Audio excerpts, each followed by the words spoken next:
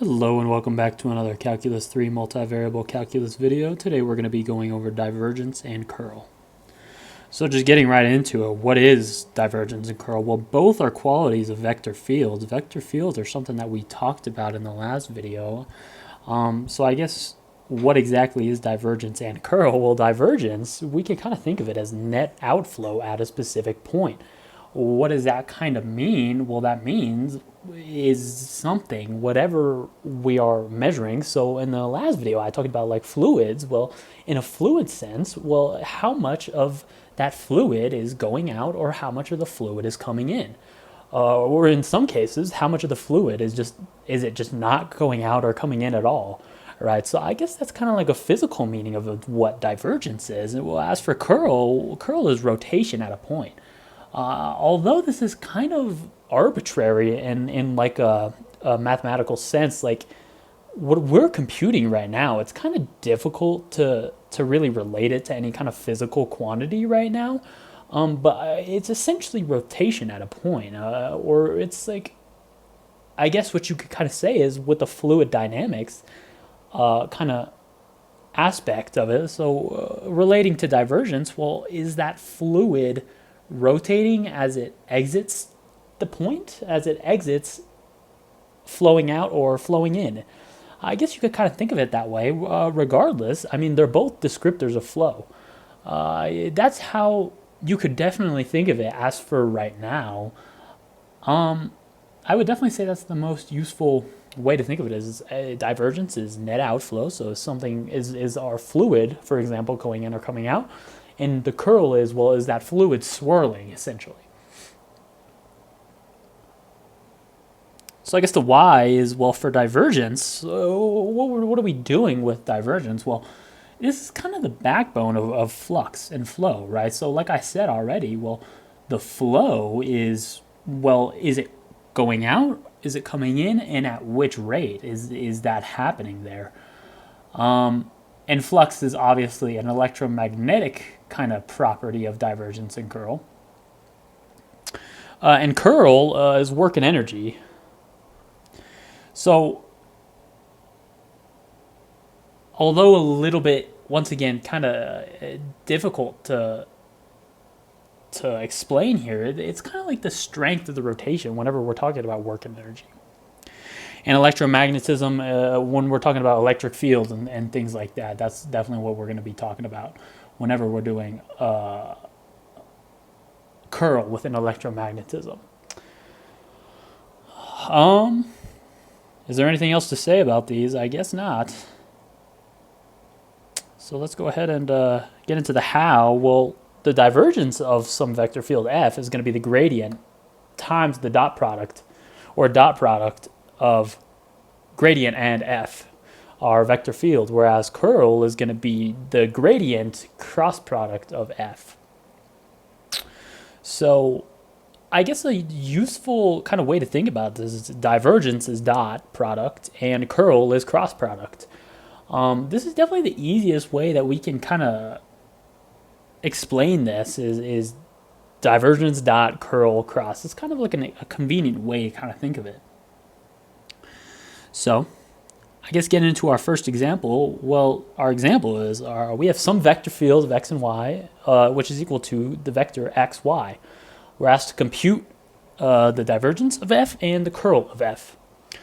Well, what is divergence of f? Divergence of f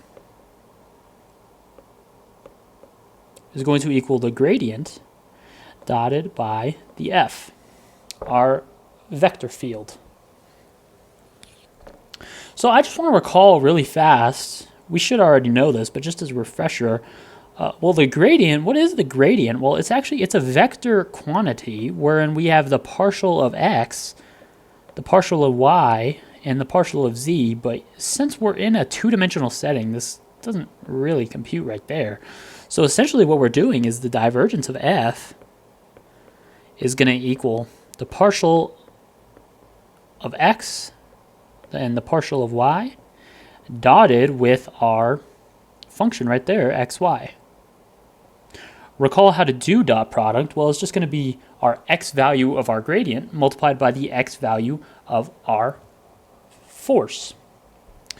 So this is going to equal d dx times x plus, similarly, we're going to have the y component of our gradient multiplied by the y component of our vector field. Well, what's the partial of x with respect to x? Well, that's just going to be 1. Similarly, what's the partial of y with respect to y? It's going to be 1 as well. That's going to be 2. So our divergence of f is going to equal 2. So the net outflow is 2.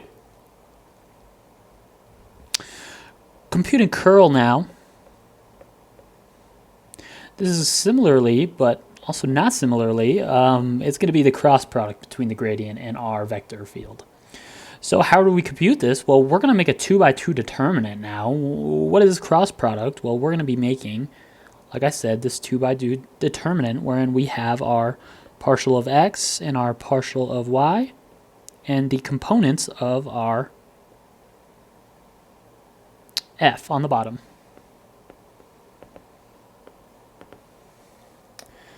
So if we recall how to do this one more time, I guess, well, what are we computing here? This is going to be the partial of y with respect to x minus the partial of x with respect to y.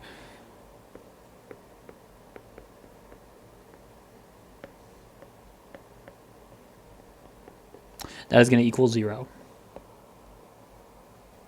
So we computed our curl and our divergence there. Let's go ahead and get into our next example here. We're asked to compute the curl and the divergence of our vector field, negative yx. Recall once again, divergence of f, dot product, which is going to equal the gradient dotted with our force, our vector. Well, we're going to have the partial of x and the partial of y dotted with our negative yx, which is going to equal the partial of y with respect to x, the partial of negative y, excuse me, plus the partial of x with respect to y. Both of these are going to equal 0, 0 plus 0, which is going to equal 0. So the divergence at this is 0. Well, what's the curl? Curl of f is equal to cross product, so this is going to be the gradient crossed with our vector. Once again, we're going to be making a 2 by 2 determinant here. d dx, d dy on top, that's our gradient, and our vector is going to be negative yx. Multiplying these two, subtracting them, well, we're going to have the partial of x with respect to x minus the partial of negative y with respect to y. This is going to be 1 minus negative 1, which is going to equal 2. So the curl of this vector valued function is 2. Pretty simple, self-explanatory kind of. Well, we're going to get into more of a three-dimensional thing here. We're going to get three-dimensional. Given the vector field e to the x, xy, and z squared, compute the divergence of f and the curl of f. Well, let's compute divergence first. Divergence of f is going to equal the dot product of gradient and rf. Well, we know that our gradient now is going to have that z component, so we're going to have the partial of x, the partial of y, and the partial of z, all operators, dotted with our force, e to the x, xy, and z squared, our vector field. So we're going to have the partial of e to the x with respect to x plus the partial of xy with respect to y plus the partial of z squared with respect to z. So it looks like this is going to be e to the x, that's the partial of e to the x with respect to x, plus x plus 2z. In this case, it is a function with divergence. Okay, now let's go ahead and compute the curl.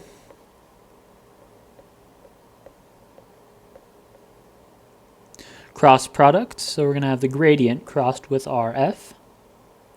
This time we're going to need I, J, and K. This is three-dimensional. We're going to have a 3x3 determinant, sorry. D dx, d dy, partials, d dz.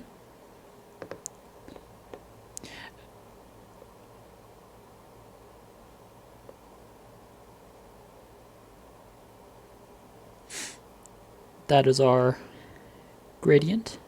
And our f now is going to be, what was our f? E to the x, xy, and z squared.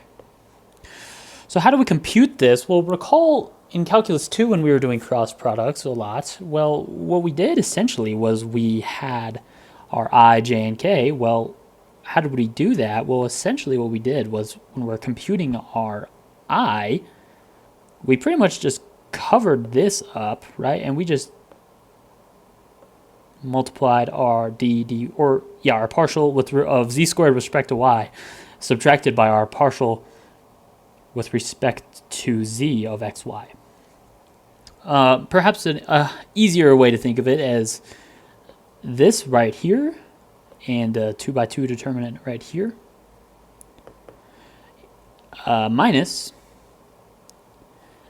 this and the 2x2 determinant of those and this multiplied by the 2x2 determinant of these. That's kind of how I like to think of it now. So we're going to have I multiplied by, well, d dy partial with respect to y of z squared minus our partial with respect to z of xy. Compute that later, minus rj. That is going to be the partial with respect to x of z squared minus the partial with respect to z of e to the x plus rk multiplied by the partial with respect to x of xy minus the partial with respect to y of e to the x.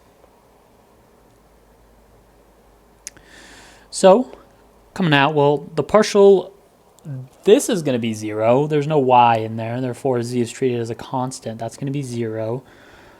Similarly, there's no z in here. That's going to be treated as a constant. That's 0. Once again, similarly, partial of z squared with respect to x is going to be 0. Partial of e to the x with respect to z is going to be 0. Coming down here, though, to our k value, we're going to have 0i minus 0j plus, and our k value, well, what's the partial of xy with respect to x? That's just going to be y. We've done these enough that we know that, how to do partial derivatives by now. Subtracted by e to the x with respect to y. That's going to be 0. Okay, so it looks like our final curl is going to be, in bracket notation, 0, 0, y. So that is divergence and curl. Once again, a little bit difficult to say exactly. It kind of wrap your head around originally. It's a little bit difficult, but if we think of applications, that's definitely the easiest way to think of it. I just want to remind us in a fluid sense, which is arguably one of the most helpful ways to think about this.